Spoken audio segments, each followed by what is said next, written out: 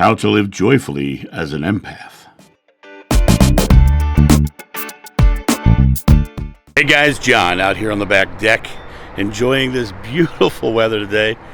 Oddly enough, it's supposed to be 65 today here in Akron, Ohio, and it is still February. So I'm wearing a sweater, but I actually don't need it right now.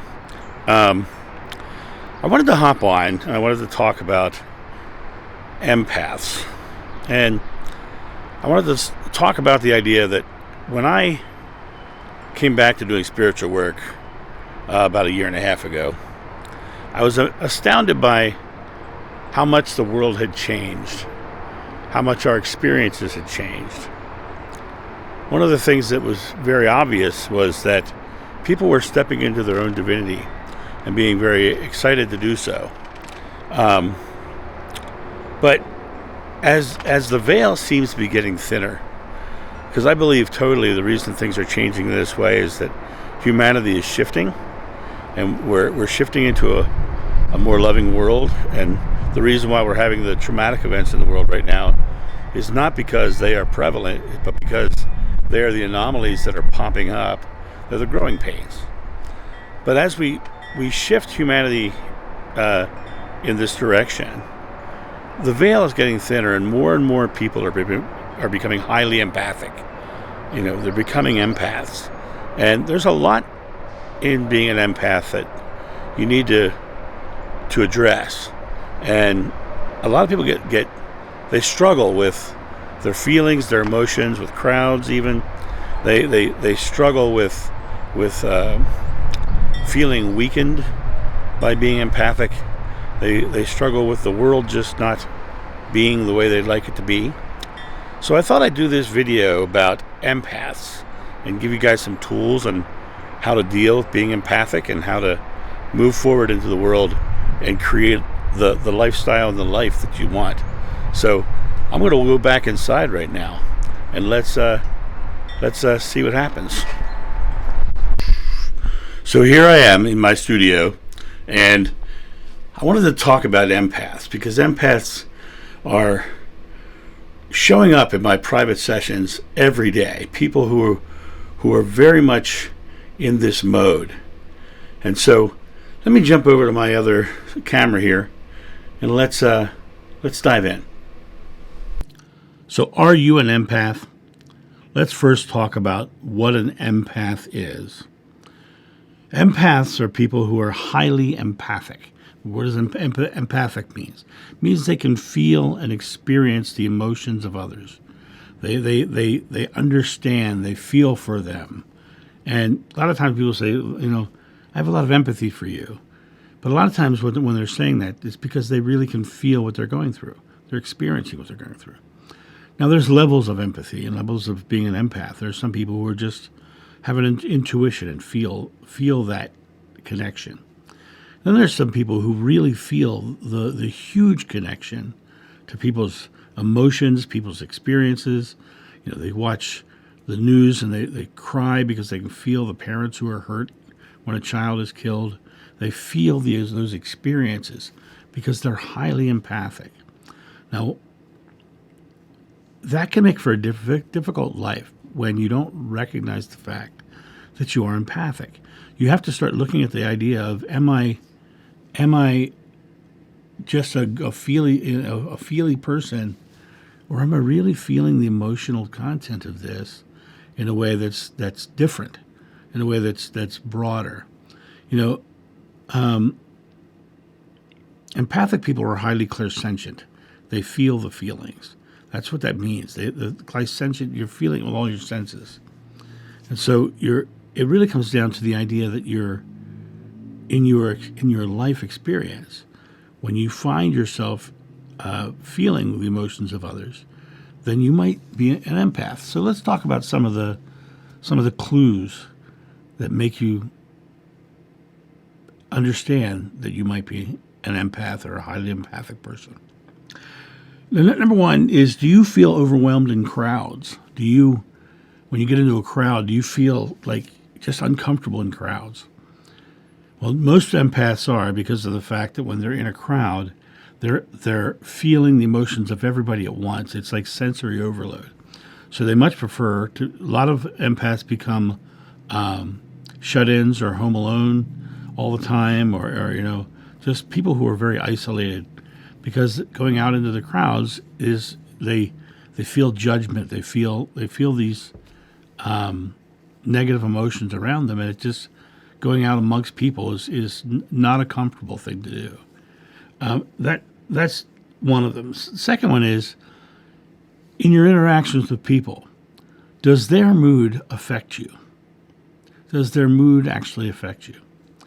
I remember when my third wife and I were together, she started introducing me to all her friends, and they were all so depressing. They were all very much like Eeyore. You'd walk up and say, hey, how are you? And they'd go, well, and they just drop right down into this negative Eeyore space. And Eeyore from Winnie the Pooh, right? And after the third or fourth one, I had to walk away because I could feel that negativity walk up. I was like, man, these people are just not good, right? So as I went on, I was just very upset with that situation. But empathic people have that same experience. Empathic people feel the emotions of others as they come up, whether they know them or not, and also with their friends. Right? That's why sometimes you'll have intuition or something about your friend because you're feeling what they're going through.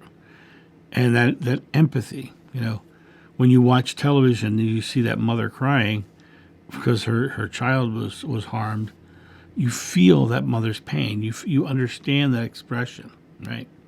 That's what I mean by your mood shifts. You become grumpy or you become something other than yourself. I'll tell you a funny story about being highly empathic. I was walking along with my third wife one time, and I was just feeling thick, and I was feeling, like I was in a fog and just not feeling well. And I was walking along, and I turned to her and I said, I just feel thick, and I feel like I'm in a fog, and I just don't feel good. She says, I'm on my period. So my empathy was picking up what she was feeling like. I was describing exactly how she felt. And that was very interesting because that was exactly what I was picking up. And so as an empath, you might pick up some of those sorts of emotions. And when you do, there's a tool I'll give you later on how to deal with situations like that. Next is, do you feel more comfortable around animals than people? Many people become the crazy cat person or the crazy dog person or the horse person or they just feel more comfortable, happier when they're around animals than people. There's a big reason for this. Empaths, gravitate towards love without fear. They gravitate towards unconditional love. And that's what animals give. They give an unconditional love. They're not going to judge you. They're not going to manipulate. They're just going to unconditionally love you. And so empaths like to be around the animals who just love them in return because it feels good for them. So being around the animals, they don't have to worry. They can be safe. So animals are like a refuge for the empath. Animals are the ones who literally are like the expression of the empath's desire. And so they tend to gravitate more towards animals than people. And so are you one of those? Next, do you tend to put the needs of others above your own needs? Do you constantly feel like you need to serve others, but not necessarily take care of yourself? Empathic people feel the pain of others and they want to solve it. They want to help. They want to create the situation, but they don't feel worthy usually of giving to themselves. The reason is because empathic people, being so wide open, come here and experience the conditional love of the physical world. They feel like they are disconnected. They don't feel like they're worthy of love because they feel the conditions harsher than other people do. So that conditional love is now, there's a condition there that you have to meet to get love, which means love is harder. And if you don't meet the goal and you get a negative, then now love hurts, right? And then so you have a hard time giving love because you might get hurt by it, right? You have a hard time receiving love because you might get hurt by it. And so rather than that, you just serve others and take nothing back so you can't get hurt. And so what happens over time is the more you give to others, the more you diminish yourself. You know, you need to make an equal balance between you and the other side. There's a word that is misused often, and that word is ego. Ego simply means self-awareness, being aware of yourself consciously. Now, you can be so aware of yourself to the exclusion of others and be a narcissist, which is how the word ego is typically used. People think the word ego means narcissist. But you can also be so aware of others to the exclusion of yourself. And that is what highly empathic people do. That is what empaths do. They exclude themselves for the sake of all others. And over time, they feel weaker. They feel diminished. They feel like they can't move forward. They feel like they're stuck because they have given so much of themselves, they haven't charged their own batteries. And that's a huge step for an empath to suddenly say, I am worthy. I am worthy of love. You know, you're part of God, as is everyone you meet. And there's no part of God that's not equal to any other. There's no part of God that's no less, that's less, or no part of God that is any better. Everyone's equal. Everyone's a part of the same one God, as are you. So you have to give to yourself as equally as you give to everybody else. Because if you don't, what's going to happen is you will get weaker and you will diminish. Lastly, on these questions of, are you an empath? Does the world just not feel right to you? Are you here and you know the world should feel differently, but it just doesn't, and you struggle with that feeling that something's not right? Well, the reason empaths feel this is because they know what right feels like. They have that connection to what right feels like. They understand it. And it just doesn't feel right. It just doesn't feel natural. It feels like a separation. And if you're one of those type of people, then you have the ability in this moment to shift into a new chance, because I'm about to give you some tools to help break you free of these of the pitfalls and challenges of being an empath. As with all things in life, when we're going into something new, we have to educate ourselves. As an empath, it becomes important for you to educate yourself on how you feel things, on how you experience things. So the first thing you have to do is really begin to start to take note of your emotions, because as an empath, most people feel like they're out of control of the situation, like they don't have the ability to change it. But that feeling elicits a fear. They get afraid to go out into the crowds. They're afraid to go out in public. They're afraid to be around people because of this feeling that they get when they're out in public. So it's a matter of when you put yourself into situations, you start to first take stock of what you're feeling. Find out what you're feeling. Because once you start to label the feeling itself, you'll find the root of the fears and the anxieties that come up with being an empath. And once you start labeling it, you then have the ability to then control it. Because once it's labeled, you're no longer inside of that fear. You are now externalizing it. And you now conceptually can say, oh, it's just fear. And you hold on to that feeling of it being just fear, right? But you might want to start with a journal. Start just writing down how things were making you feel so that you can understand that when I'm in this certain situation, this is how I feel. When I'm in this certain situation, this is how I feel. You know, when I go to the grocery store, how do I feel? When I go to the coffee shop, how do I feel? When I'm in my house, how do I feel? You know, when I'm with my pet, how do I feel? Start just taking notes and just start creating a dialogue with yourself about how you are processing emotion. Because empaths feel like they're out of control of emotions because the emotions of others affect them and they don't seem like they make logical sense. And then because they're affecting them, suddenly they feel like they're out of control of their own emotions. Because what they're actually doing is they're feeling other people's emotions. So the first thing you have to do is really sit down and log and figure out what it is you're feeling in different circumstances. So I would say, first of all, educate yourself on how things make you feel. That's the first thing. Number two, on the tools to give you, is remember this phrase. Just remember this phrase. That's theirs, not mine. That's theirs, not mine. If you can find yourself in situations where you're feeling the emotional states of others, and it's hitting you really powerfully, and it's affecting you in really negative ways, you have the ability to say, that's theirs, not mine. That's theirs, not mine. Now, the other thing is, with being an empath, as I said earlier, you tend to give yourself up for the sake of others. Well, oftentimes that'll play into a narcissist's dream come true, because here's a person who's doing solely for them, right? And in that situation, when they come at you and they try to guilt you into doing something or push you into doing something or force you into doing something, that's theirs, not mine. Can come really in handy, because now you're saying, I'm not at their whim. I'm not at their beck and call. And so because of that, I am taking control of my life and loving myself enough to not be controlled by them.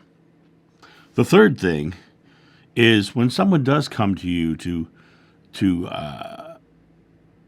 take avail of your services that you're giving freely, ask yourself this: do they really need my help? Or are they just using me as an opportunity to not have to do it themselves? Do they really need my help?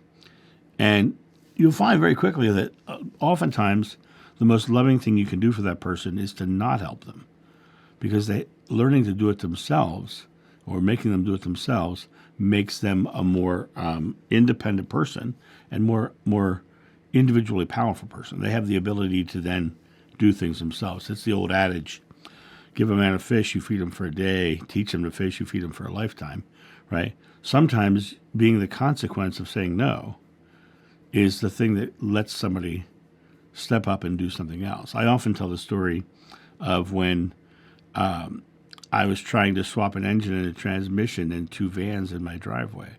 And my plan was to talk to my brother-in-law, because I knew he'd come over and he'd do it and I'd hand him wrenches. But what he said that day was, get started and call me if you have a problem. Well, what was really interesting about him saying that was, as he said it, I was like, but he showed me that day by saying no, that I had the ability to change an engine, a transmission, and a steering column, and have a running car.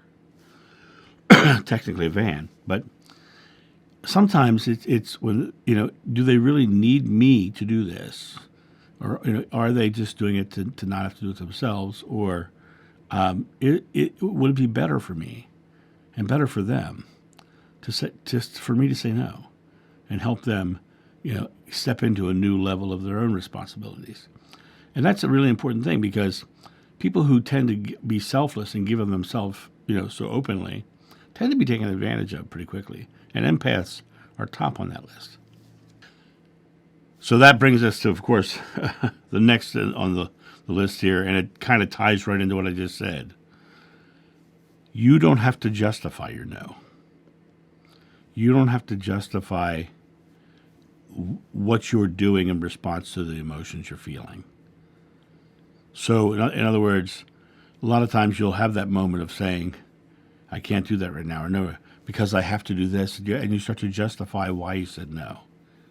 Remember that no is a complete sentence. You don't have to justify it. You don't have to apologize for not doing it. If they say why, you can say, well, I'm doing this, but realize that you do not have to be apologetic for not doing something they want you to do for them. So, because that is a big thing for empaths, is they always feel bad about not serving others if they can't, if they aren't. So remember in those moments that no is a complete sentence, and you don't have to justify. And what this really does is it gives you the ability to go, oh, okay, we're equals. I'm not apologizing for not living up to their expectations, which is the other element of being an empath.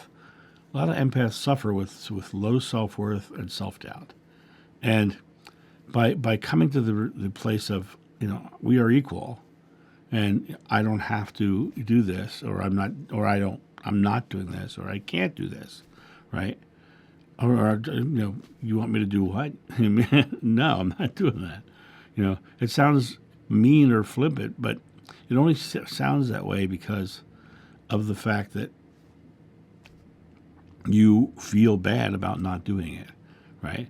Now, if they come to you with something and you have no problem with it, great.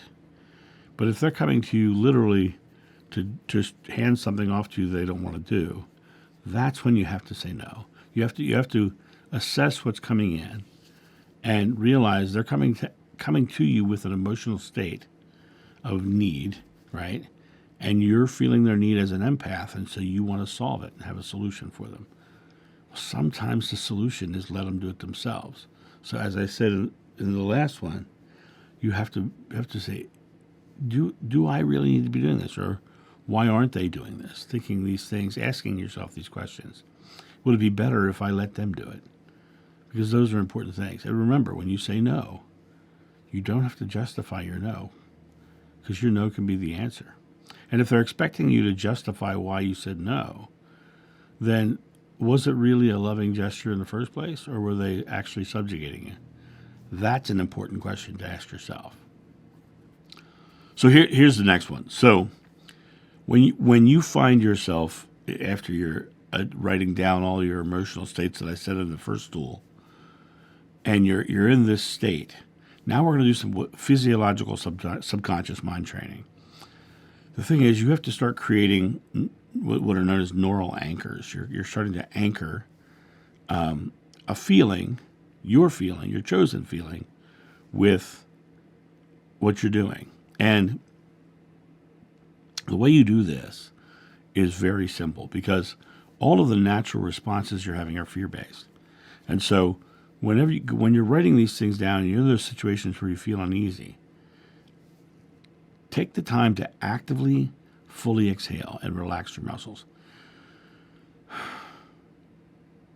What this does is it tells your body and tells your mind that this situation I'm in is safe. And you're changing your subconscious belief about those stressful situations by actively telling your body, this is safe. Because our natural primal response to fear is to hold air in our bodies. And by literally letting the air out and relaxing, you're coming back to your natural state of love. You're coming back to the source. That feeling you feel when you're fully relaxed and exhaled. That's God. And you're always safe in God. So in those situations where you're feeling that stress, let go of tension. Let go of the expression of fear and change your subconscious belief about the moment. What you'll find by doing this is by changing that subconscious belief, now when you go out into circumstances, you won't be as fearful in the beginning. Now, over time, you're gonna realize that those situations no longer elicit that response. And that's going to be huge, because that means your subconscious mind is changing. And the more you can change your subconscious beliefs, the more your present moment changes and the more your future changes. So it's about cleaning up that subconscious belief behind you that this situation is stressful. This situation is something that really scares me or I don't like. Those feelings of, I'm fine in this situation. And telling your body and your mind that it's okay and you're safe. Because if you can do that, you're actually literally releasing the anxiety that comes along with being an empath. By releasing that anxiety, you are literally changing your life in major ways. So guys, these are just some simple tools for the empaths out there who struggle every day with that feeling and the stresses and the anxieties of feeling the emotions of others.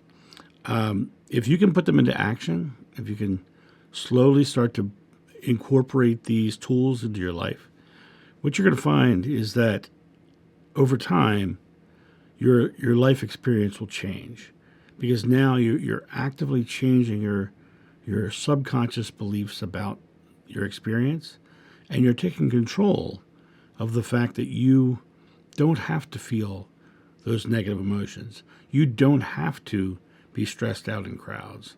You can actually change your relationship with the world strictly by taking charge of your own feelings and knowing that you can take a choice of that's theirs, not mine. So you guys have a great day, and I'll talk to you soon. See ya. Bye.